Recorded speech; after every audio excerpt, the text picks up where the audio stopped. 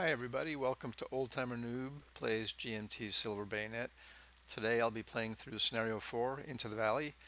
This is the fourth scenario in the suggested learning sequence that began with Scenario 6 and was followed by 3, 5, and now 4. Okay, here we are on the game screen. Zoom this in so you can see a little bit closer. You'll notice right off the bat that the Free World allies have quite a bit of air power available to them over the course of the 4 turns of this scenario. They also have 2 artillery companies that are off map, but they're available. All the units are already set up on the map, but you'll notice here that the Free World allies get 1 reinforcement during their half of player turn 1, which starts with the PAVN player, turn 1 does. In game turn 28, they receive another company, and also 3 additional companies that enter the game over here at LZ Victor. I'll show you where LZ Victor is right here. It's off map. And finally, in game turn 29, they receive their last company. These 3 individual companies that you see here are slated to arrive in landing zone X-ray, which is this hex right here, one of the setup hexes for the FWA. Notice that there are 2 landing zones depicted on the map. According to the rules, these are here just for historical purposes. They're not actually landing zones until the FWA player places an LZ marker on them, like this one that's here. So let's see if I can place this marker over here. Actually, the LZ marker should already be there, even though it doesn't show up when I mouse over the hex. But if I move these 2 units, you'll see that the LZ marker is here. So this landing zone is operational at the beginning of the game.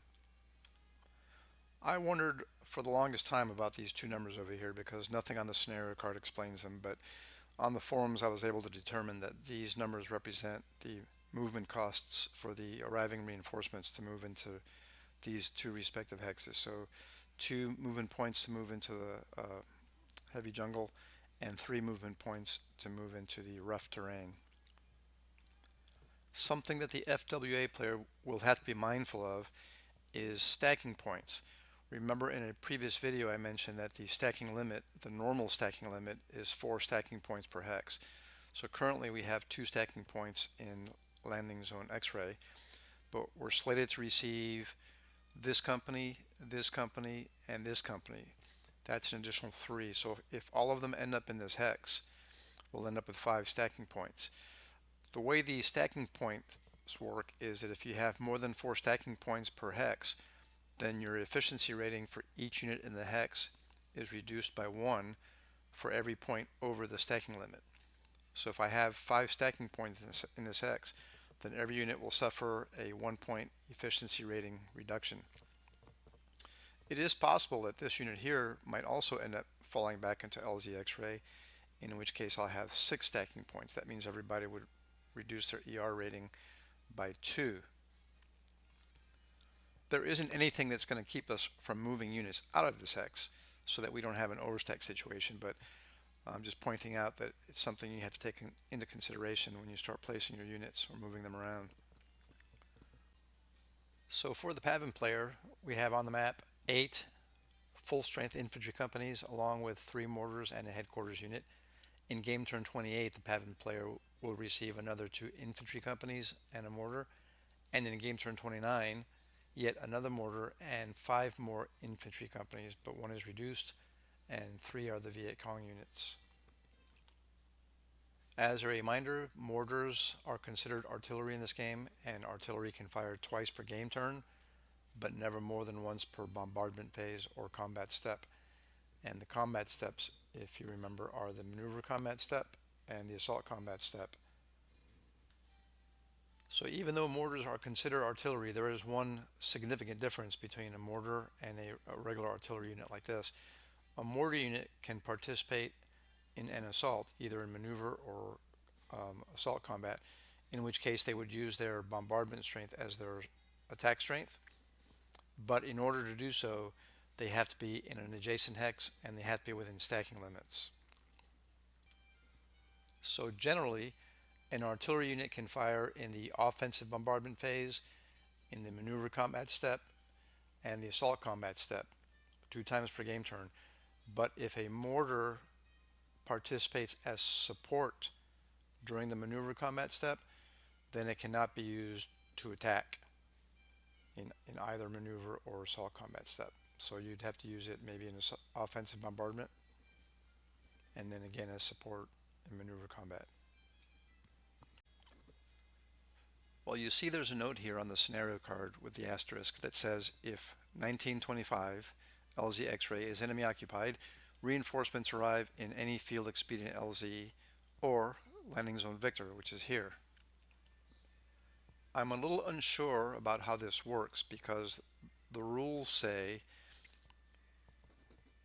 that the FWA player can declare these two, well, not this one because it's already an operational LZ. The printed landing zones can be declared a field expedient hex by the FWA player, and then units can be transported by helicopter movement, a single company at a time.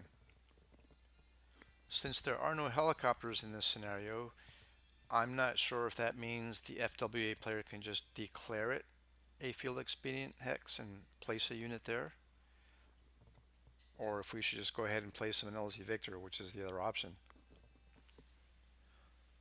And it's a good thing that the units will be arriving just as single companies because, again, the rules say to use a field expedient LZ, you can drop one company in there, and you can designate multiple field expedient LZs, but they cannot be adjacent to each other, and they can't be adjacent to an already operational LZ like this one here.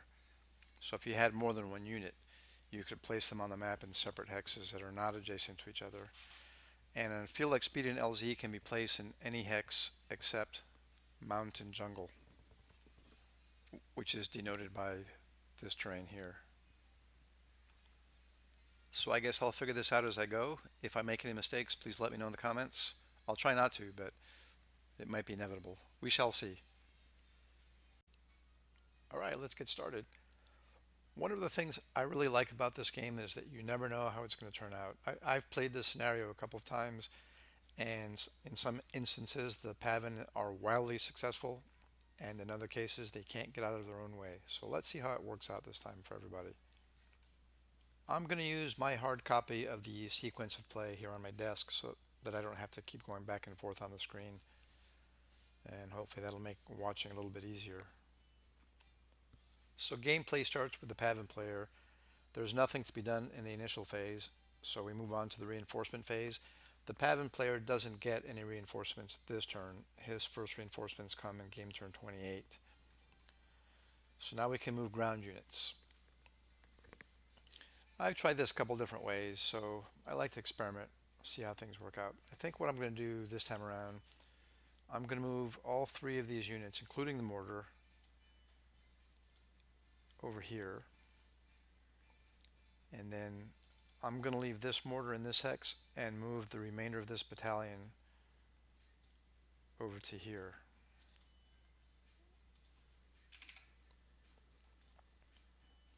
Notice that even though I have 5 units in here, I only have 4 stacking points because the heavy weapons company and the mortar are half stacking point apiece. Now the objective hex for this scenario is LZ X-ray, which is this hex right here. I don't want to get too ambitious on this first turn and expose my units to being reduced without a need. So I think what I'm going to do for right now is leave these 2 units here, and I'm going to move these 2 companies over to here, and I'll move this mortar and the headquarters company to here. Right, that's all the movement for this turn that I'm going to conduct. So the next thing will be combat declaration. I think I'm going to let this stack of units, this battalion and its mortar, or a mortar, conduct an assault.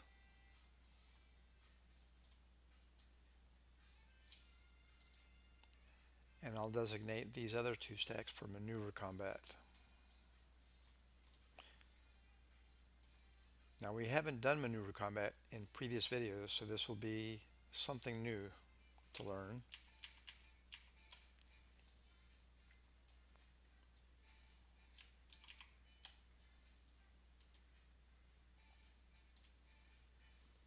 So remember that to conduct an assault, you can only have 4 stacking points of units conduct the actual assault, but you can have any number of points involved in maneuver combat. What you're looking for is to have a favorable combat odds ratio. So right now there's a total defense strength of 4 in this hex, but my 2 stacks combined here have, let's see, there's 5, 9, 13. So I have a 3-to-1 ratio right now for maneuver assault, assuming the attack remains coordinated, which we'll find out in just a moment. I do have a headquarters unit on the map. He's right here below this mortar. And since all my assaulting units are within his effective command range of 3, I can roll against his efficiency rating of 6 to determine coordination for my assaults. So let's do that. Roll to 5, so he is fully coordinated. So the next step would be to declare bombardment using air points and or artillery. I do have these 2 mortar units here that I can use for offensive bombardment, but since the defending player is in this mountain jungle hex, I can't get a favorable result on the bombardment table. I'll show you what I mean.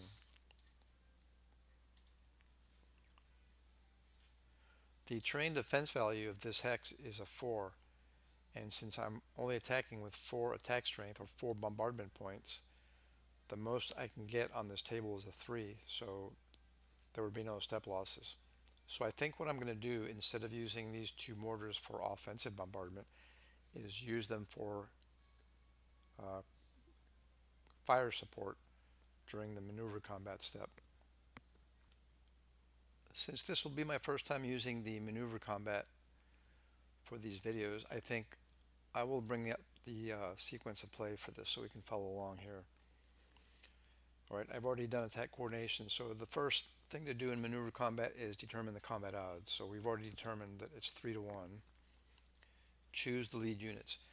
There's only one unit in the defender's hex, so this will be the lead for the FWA, and I think I'll use the Heavy Weapons Company Delta 7 of the 66th as the lead for maneuver combat.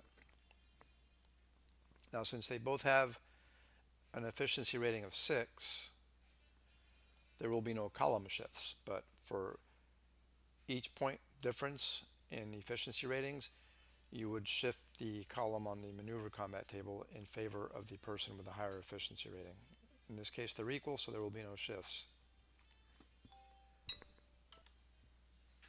So starting with the attacker, we allocate support fire from air and or artillery. Well, I think the PAVN player is going to use his 2 mortar units here for maneuver support, and maybe the FWA player will allocate 4 air points,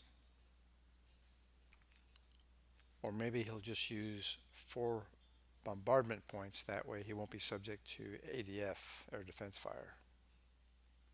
Alright, so starting with the PAVN player, I have 2 mortar units with a total bombardment strength of 4. Since we're doing the attacker first, so we'll go to the bombardment table.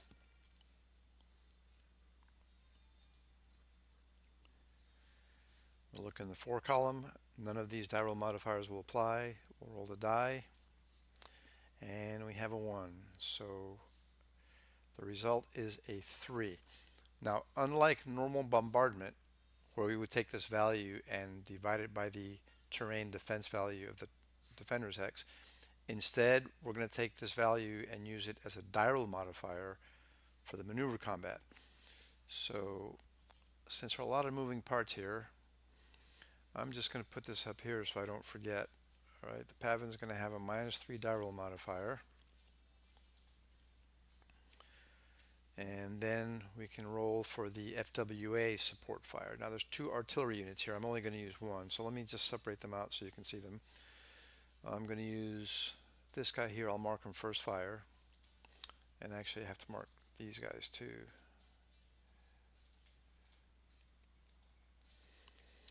Alright, so rolling again on the bombardment table in the 4 column. rolled a 3, and that is a 2. So for the PAVN, I'm sorry, for the FWA, we're going to get a +2 die roll modifier. So probably the easy way to do this, and you'll see in a minute when I look at DRMs on the maneuver combat table, is to get the net result. So -3 plus 2 will be net -1. So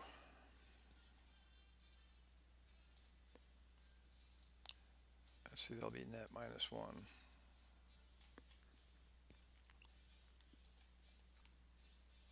All right, so we go to the maneuver combat table. We have already determined that we'll be rolling on the 3-to-1 column. Let's see what kind of die roll modifiers we're going to have. Right, if the attacker is uncoordinated, we would have a column shift to the left, but in this case he's fully coordinated, so this won't apply. There is no efficiency rating shift because both lead units have equal efficiency ratings, so there's no column shift here. In the defender's hex, there are no fatigue units, so neither of these two will apply. Alright, so here we have minus the attacker's support result, which is -3. There's no leader, no armor, not attacking from 3 or 4 hexes, or 5 or 6, no patrol marker. We have to add terrain effects for the defender's hex. The defender is in mountain jungle. So that's going to be +2.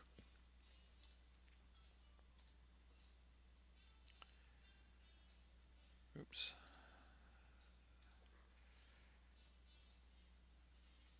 +2, and then defender's support result, which we said was +2. Okay, so the net for the support result is -1, and then +2 for the terrain, so it'll be a net +1. Net +1 die roll modifier. So now we can go ahead and roll. Rolled a 1 on the 3-to-1 column. 1 plus 1 is a 2, so the result is the defender suffers 2 step losses and then fatigues 1 unit. Well, I only have 1 unit in here, and he's a 2-step unit, so when he takes his 2 losses, that will clear the hex. So we can delete him. The PAVN player gets 2 victory points. If I had any remaining units in this hex, one of them would have to be fatigued, and then the entire stack, whatever was here, would have to retreat 2 hexes. Normally it's just 1 hex, but anything that's in bold here, as you can see, requires a 2 hex retreat. So there's no one left, so there's no retreats here. Alright, so that takes care of the maneuver combat. So if I go over here to the SOP, you see the next thing is going to be assault combat. Well, there's nobody left in this hex that I intended to assault, so there's not going to be any assault combat. So here we have an interesting situation. If I were simply conducting maneuver assault against a hex and I eliminated all the defenders, then I would have the option of advancing into that vacated hex for maneuver combat. If I were only conducting assault combat into a hex and I eliminated the defenders, then all the units involved in the assault must advance into the vacated hex. In this case, since I had planned on using both maneuver and assault into the same hex, but the defenders were eliminated in maneuver combat, if I choose to advance any units, the first advance must come from the stack that was slated to do assault. So in other words, even though these guys haven't done anything yet, I can't move people from this maneuver hex or the maneuver hexes until I move units from this hex. I think in this case what I'm going to do is advance the entire stack from here, this assaulting stack. Let me get rid of this into here, and I can now get rid of this. All right, this was bad news for the FWA player because not only did he lose a unit, but since there was no assault combat, he was unable to bring to bear any artillery for defensive bombardment against the PAVN. So he was unable to inflict any losses against the PAVN player. So now that brings us to the second player turn of game turn number 1. So let's flip this over.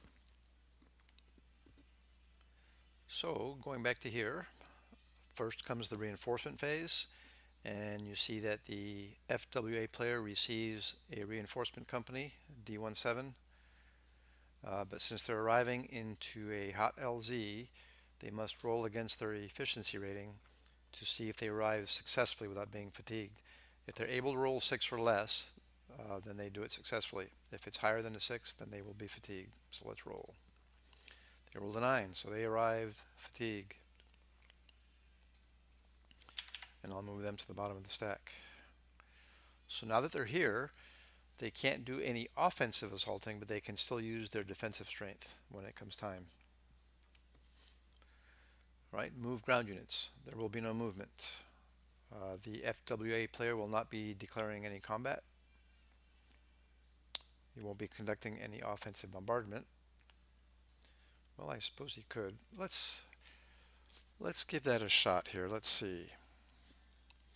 I have my 2 artillery units that have only both first fired. I've already used all my air points. So if I use my artillery units, I would have to flip this to final fire. I have a total of 8 bombardment points. So I can go to the bombardment table. In the 8 column, none of the die roll modifiers here apply. Roll a die, roll the 4. That's a result of 2. Well, 2 divided by the terrain defense value of, well, I didn't designate a hex, but that's my mistake. I'm sorry.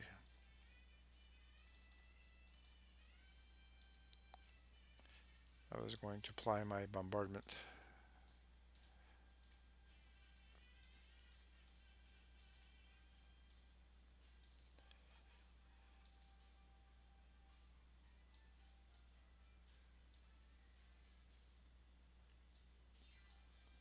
To this hex. So I would normally take the 2 and divide it by the terrain defense value of the hex here, which is a 4 in this case. I'll show in the terrain effects chart. 4, and that's a fraction, 1/2, so there's no effect. So I can get rid of this. I can get rid of this.